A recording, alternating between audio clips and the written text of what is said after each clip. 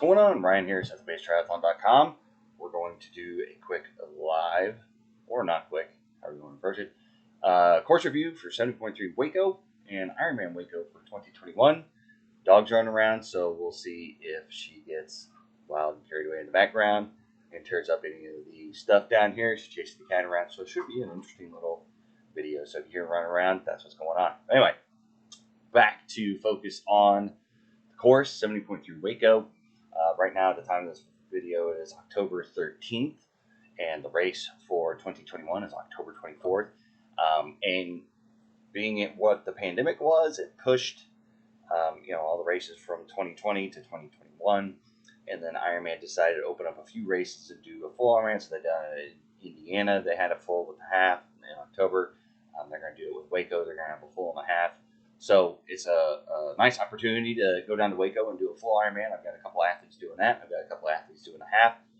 So I'm reviewing the courses, and I'm not doing it myself this year, but I'm reviewing the courses, putting this out there. And like I said, with other videos, I've always done this in the past for my athletes, and I had people ask me the same questions. And instead of repeating myself, I just record the video and say, hey, it's out there. These are my thoughts on the course. And I've had a course, or an athlete, he's done 7.3 in 2019. He's come back for the full in 2020, 2021. So a unique perspective. I did have a chat with him. Actually, I'm going to post that. I'm going to start up my little podcast, so watch out for that. He's going to talk about his experience out there at the half, because basically he's going to cover the same course for the half, and then the full is going to be a loop of it, especially on the bike course. So I'm getting ahead of myself a little bit. So let's settle in. We've got Ironman 70.3 Waco is October 24th. The full is October 23rd. So the full is on a Saturday. The half is on a Sunday. Some other races, they've done them both on the same day, so this is a little bit different. But be prepared for the half, because it is starting at noon on Sunday. So they're giving themselves a little bit of buffer between the full and the half. Start times, they want to let probably the volunteers and race director and race crews get some sleep before the half starts. So just be aware of that. And there might be some crazy people actually signing up for both. That'd be interesting to see. If you're doing both and you're watching this video, post in the comments and be like, hey, I'm doing both, because I want to track you and find out if you survive on the half on Sunday. It should be interesting. But I digress. Getting back into the courses. So 70.3 Waco, let's hit that one first. And then we'll hit the full. We'll talk about that one a little bit. And if you go to the course, go onto the bike. Notice 56-mile bike course, single loop course through beautiful Central Texas rural routes. Single loop course will take athletes past Waco Lake and through Waco wetlands. The first 20 miles will take athletes on a gentle, gradual climb of 260 feet with a steady, fast descent, turning to downtown Waco, making for a flat finish into T2. Starting elevation 429, maximum elevation 666, total gain 1116. So open up the PDF. So you do get the map and you get the turn-by-turn direction. So if you want to go drive the course. So you look at the elevation profile, and it's just, take it for what it's worth.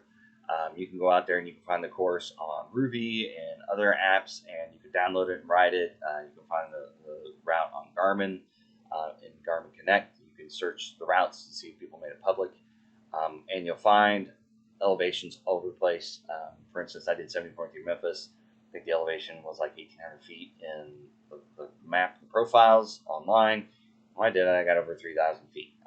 Now, it did rain, so that could have messed up my altimeter and barometer sensor for my watch, so it can kind of throw stuff off. The profile looks pretty good, but who knows, with nothing but torrential downpour rain for 56 miles, about 3 hours on the bike, it could throw off my instruments. So take it with a grain of salt. Like I said, I definitely would go to Ruby and check to see if people have put it on there.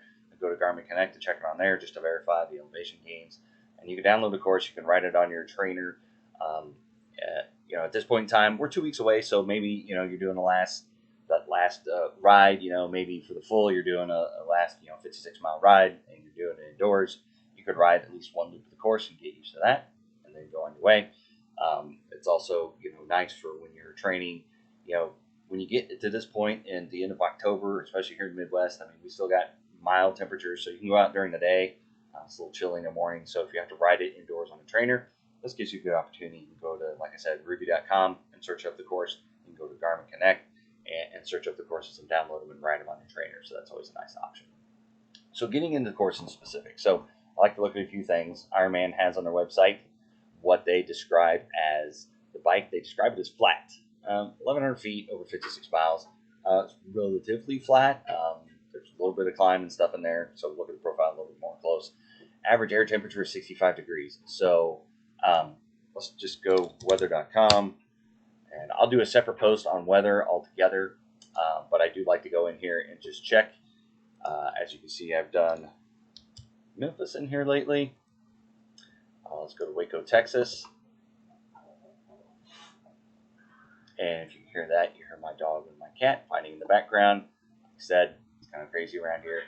So we'll let the weather pull up. We'll do 10-day. But if you look at the profile, like it described, you're coming out in the first 20-ish miles. It's probably a net uphill, so you're going to have a little bit of climbing out there. But, 300 feet of gain over that, it's not that drastic. I mean, you got one little climb here, and a nice little descent, and then a sharp climb, and then that last little bit. And then from mile 34 on, it's kind of a overall downhill, net downhill. So that's kind of nice to bring you in kind of on a downhill, so you get a little bit of recovery when you're going to jump on the run and go out there and do the run course. So if we're looking Sunday the 24th, we're looking at mostly sunny, high is 76, and Saturday 77 for you full, and 76, mostly sunny. Saturday, a little bit chance of rain. We're still 2 weeks out, so that can change. It's looking like Friday is 36% chance for AM showers, so that'd be nice. It kind of dries out. So just pay attention to that. So it's mostly sunny, 76 degrees. So you're not, as long as that holds true, you're not going to be out there baking. A little bit of a wind, 10 miles an hour or so. Doesn't look crazy or anything. So just be ready when you're riding out there. Especially if it's heading in from the northeast or the southeast. Depending on which day you're going to ride, which direction you're going, you may face a little bit of a headwind. But it's nice because it's not like a straight line in any one direction. I mean, you're going to come out here and you're going to do some turns, and you're heading north, you're heading south, you're heading, like I said, overall you're heading west to go out and then east to come back in.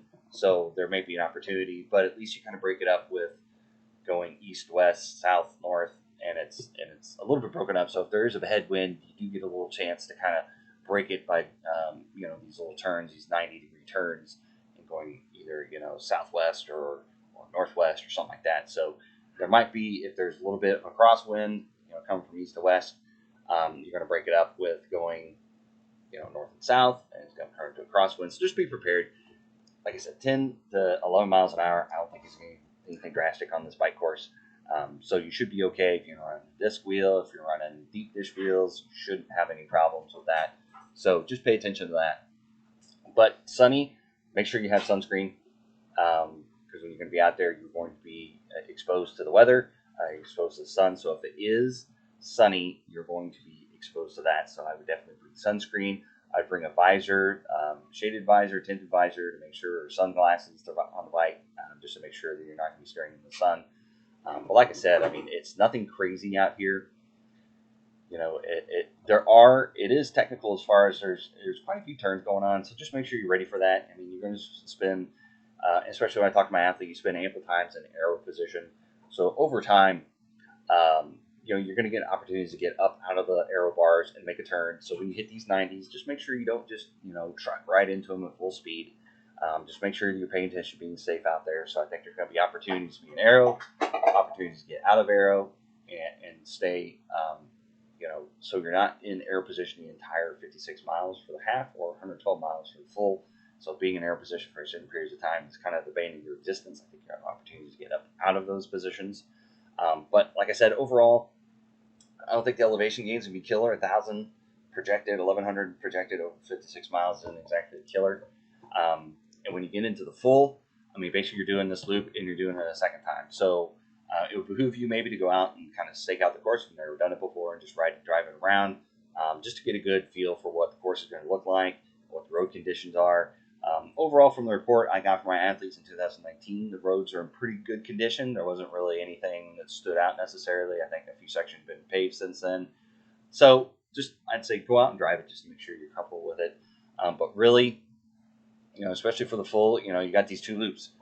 So you're going to have a nice lull from, 35-ish miles, a nice downhill to mile, about 57, 55.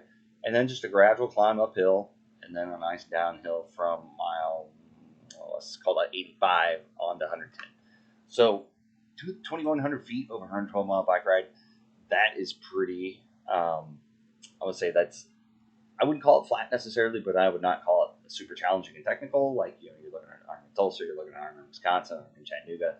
You're getting into more rolling hills and more climbs. So I think this course is going to be nice for those that like to kind of get in an aero position and get comfortable and just kind of pedal it out. Like I said, I think there's going to be opportunities where you're going to have to get out of the aero position to make these turns, not to be too crazy. But weather-wise, doesn't look like the wind's going to be crazy. It does look like you're going to get sun, so make sure you got sunscreen out there. Again, I always preach, this is the hydration nutrition game. If it does reach, high 70s, make sure you're hydrating. Make sure you're staying on top of your nutrition. If it does rain a little bit and you feel like you're cooled off, it's super critical, especially for the full Ironman, that you set yourself up for nutrition and hydration and get that run. For the half Ironman, it's equally as important, but when you're going 13.1 as opposed to 26.2, you have a little bit more wiggle room in missing on nutrition and hydration a little bit, because usually we can kind of limp through 13.1 miles if we need to, but 26.2 is going to be hard to limp through that. So just be sure that you're on top of hydration and nutrition game. Set your time if you need to, because you're probably going to get on the bike course and it's probably going to be pretty cool, and you're not really going to be thinking about I'm thirsty or I'm hungry or anything like that. So make sure that you have got either reminders on your watch, you've got mental reminders, you've got your mental reminder that you're watching your watch, or you're setting it up by aid stations or whatever. So just make sure that you're hitting your nutrition, your hydration goals, especially based on your conditions. If you've been doing your training and it's been hot all summer, you've been in the hundreds, and you're basing your intake off of that, and it's 76 degrees on race day. So just be careful that you're not overhydrating, because that's a problem too. So make sure that you're basing your hydration strategy on the conditions there at the race. So make sure, you have to be there a day early. So make sure that you get there plenty of time to get acclimated, to feel like what the weather's going to be like, to feel like if you're going to be excessively sweating or not, and make sure you set up your hydration and nutrition strategy well. Like I said, deep dish wheels, I would say go for it. The winds aren't going to be super crazy. So if you've got them, use them, bring them. Aero helmets, definitely use them if you got them. Any other aero elements that you've got on your bikes or whatever, I'd say bring it and make sure you plan on using it. Other than that, like I said, this is a pretty straightforward course. Just make sure you follow the directions. Usually they're marked pretty well. Just make sure you don't get off course and you mark all the turns. But stay in aero as much as possible. Hopefully you've been training in aero position and you're comfortable being in aero for extended periods of time. Like I said, I think there's opportunities, especially with the U-turn, especially the 90-degree turns, to pop up out of aero, to maybe stretch out a little bit and that type of thing. So make sure you know where the aid stations are, because for the full, you're just going to double up on those. So just make sure you know where those are at. Other than that, this one's going to be kind of nice because I would say be careful on the first loop for the full. Don't use everything you got on that first loop, so make sure you got something for that second kind of climb up. But it's nice because you're going to coast into transition, and it's going to be a nice laid-back ride into transition, so you shouldn't be overtaxed when you come in off the bike. So that's going to be a nice setup, I think. So hopefully you like this video. So hopefully it helps you out. If it gives you good information, hit them back in the comments and say, yeah, this is great, or no, I think you missed this, that, and the other. I think there's going to be a technical section here, or there's horrible road conditions here that you didn't know about. Put that in the comments. If you like it, give it a like. If you see this on YouTube, give it a like, give me a subscribe, hit the notification buttons, and stay tuned. I put out a swim video. I'm going to put out a run video, weather. We're going to talk about the event schedule. We'll talk about the athlete guide and everything else out there. So pay attention. More stuff's coming up. So happy training out there. Good luck on race day.